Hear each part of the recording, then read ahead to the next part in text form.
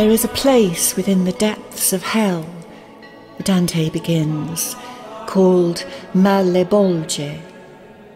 This is the massive 8th circle, 1/3 of the entire Inferno.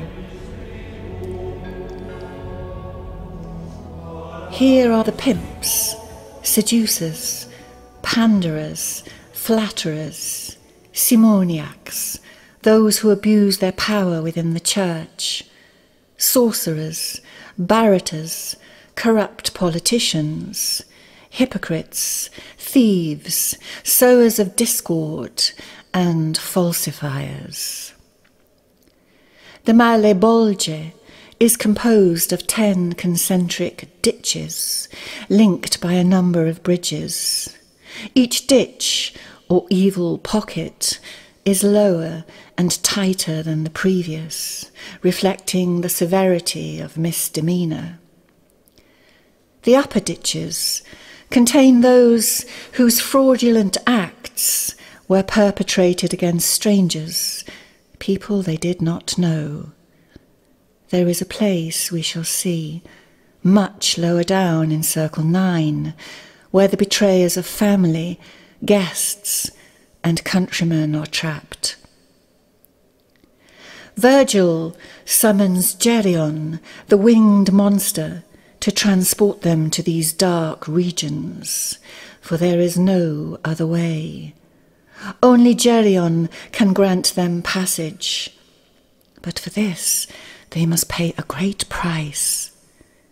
Geryon flies up to meet them, and Dante sees at once how complex a creature he is, with his mild, honest face and his glittering rainbow colours, as Luke tells it, which promise all kinds of marvellous results. But his reptilian hide, hairy claws, and scorpion's poisonous tail make him the perfect image of unclean fraud. We are moving now totally beyond the incontinence of the upper regions, and even from the unconscious and mindless violence of the 7th circle. Here we come face to face with those souls who in life acted out of conscious wickedness and malice, malazia, as it is said in Italian. Yet only when we admit our own deceits, says Luke, will this evil monster assist us to look upon the roots of evil within the collective psyche, and to pass beyond to the light of day. For these dishonesties must be sought out and looked upon consciously, she continues, lest they insidiously permeate our motives. Who among us, she says, has not been tempted to manipulate the psyche of another, or to abuse some trust, or to parade some unearned merit? How often do we steal energy from another, breaking into the house of their personality, invading privacy, or secretly welcoming fraud by silence or pleasure in another's sin? On the back of that foul creature, then, held fast in Virgil's arms, Dante descends into the pit. No greater fear, methinks, did any feel, he tells us, than I felt, finding myself in the void falling, with nothing but the air all around, nothing to show, no light, no sight, but the sight of the beast appalling. The first Bolgia contains the souls of the panderers and seducers, the modern-day pimps, those who enslave and objectify others, reducing them to mere commodities. But all here is inverted, so that now they themselves are entrapped, commodified, and stripped of all previous freedoms. souls here are lashed by demons, and Dante sees a Bolognese man who in life pimped his sister, the beautiful Gisolabella, for political gain. So much they must endure to see, so much inflicted pain, yet those who are here, the perpetrators, have no insight whatsoever into their crimes, nor do they take the slightest responsibility. And this is the great tragedy of the Inferno, as we repeatedly see. There is no time, of course, to discuss every foul ditch in detail, but suffice to say, as our poets descend, they witness, step by step, canto by canto, the complete uncoupling of souls from all that is good, true, and beautiful. Flatterers in Bolgia too are immersed in dung. Their simoniacs, those who have abused power in the church, the likes of which we see before us up to the present day, are in Bolgia 3, turned upside down in large baptismal fonts, with their feet eternally set alight. The false soothsayers in Bolgia 4, who prayed and profited from the vulnerable in times of despair, are now forced to walk backwards, forever prohibited from peering into the future. The corrupt politicians, the barators in Bolgia 5, are plunged into boiling pitch and tormented by the malebranche, the evil-clawed demons who taunt and tower over them and poke them back into the pitch with long forks.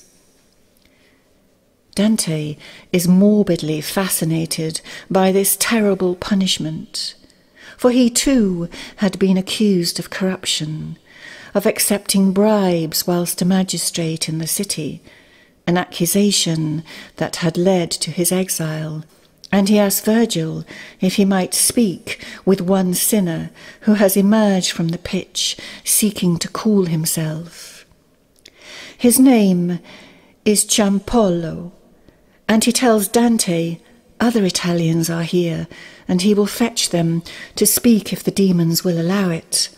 They agree, but then Ciampollo jumps back into the pitch to escape the demons, who are slashing at him with their weapons. They try to capture him but fail. Then they become angry and they begin to argue, blaming each other for allowing the captive to speak.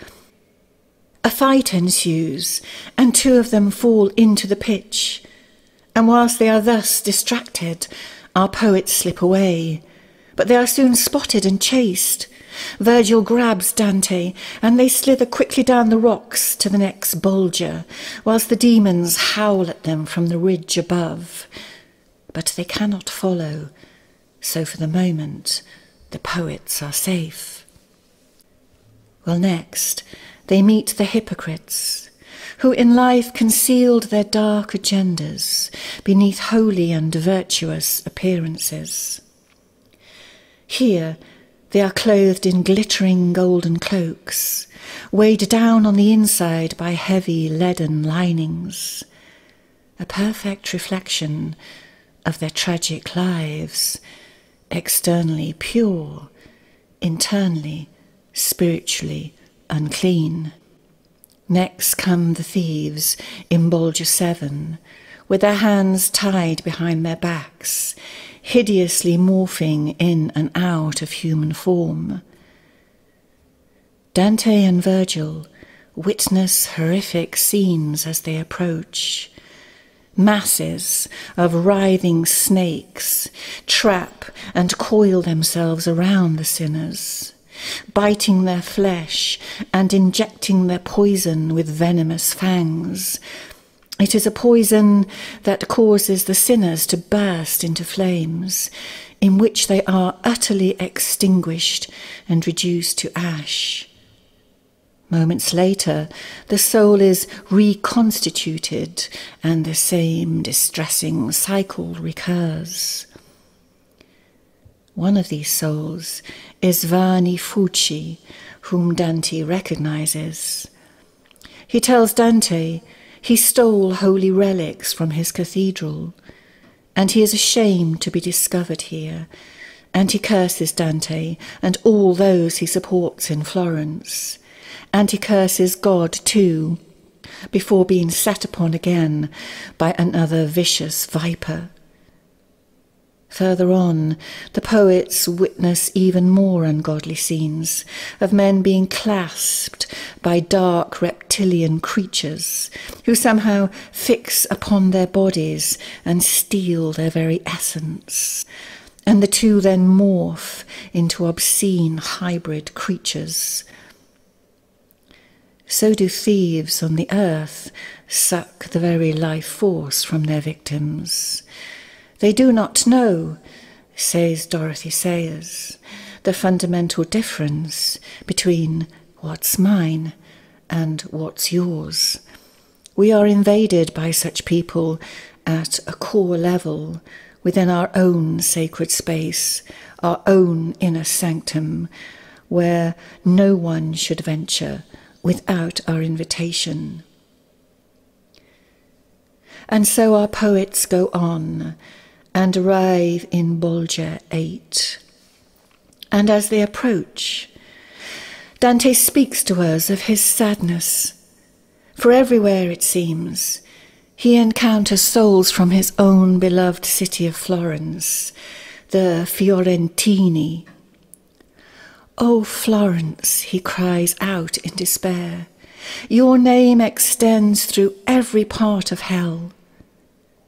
Set adrift from the core morality upon which it was founded, the city is now like a great bird of prey, he tells us, that casts its despicable shadow over the entire world. Per mare e per terra, Dante cries, over both sea and land. And he warns us, all the way down through the ages, of the perilous consequences for any society that allows itself to stray from the light in this way. The poets then come down to the Bolgia reserved for fraudulent counsellors. Virgil explains that souls here burn with every word they speak, because in life they had been so deceitful.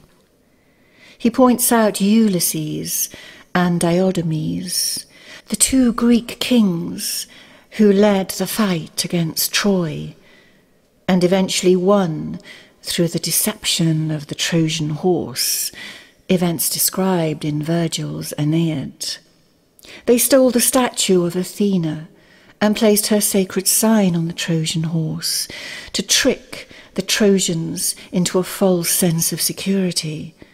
Now they are trapped together as twin tongues of a flame, each blaming the other for their predicament. Can they speak from within the flame? Dante asks. If they can, I would like to know their story. And Ulysses comes forth then and tells the tale of his journey home after the war, of tricking his own men, of leading them to their deaths instead of back to their families, and of abandoning and betraying his own kin in favour of more and more adventure. And saying so, he merges back into the flames, and our poets pass on, arriving soon after at the last of the evil pouches. Here are housed the sowers of discord, the planters of seeds of doubt amongst their fellows, nurturers of scandals, now the damned harvesters of eternal sorrow, and tormented by dark demons. Next are the falsifiers, the forgers of coin, manipulators of words, and impersonators of trusted others, now plagued by thirst and fever. This last ditch, Bolgia 10, reeks with the stench of rotting flesh, for here the souls are tormented from within as well as from without, and many of the bodies are covered in weeping wounds and scabs that they pick and scratch incessantly. The poets then witness a tirade of abusive exchange between two of these falsifiers, who in life were locked in bitter enmity. And, as we have come to expect here, they are blaming each other, shouting that the crimes of one were more heinous than the other. And Dante is drawn in, and he begins to enjoy it. And Virgil looks at him aghast. "Now," he says, "keep gazing much longer, and I will quarrel with you," he cautions. "The desire to hear it is a vulgar desire." It is a timely reminder to all of us about the perils of staring into the face of evil overlong. However advanced we might feel ourselves to be, we are never too advanced to fall.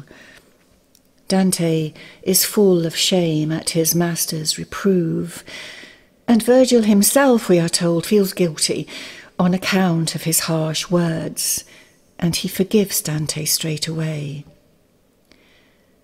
Now, some of the commentators suggest that these simple acts of contrition and forgiveness are in fact pivotal in the poet's eventual emergence from these depths.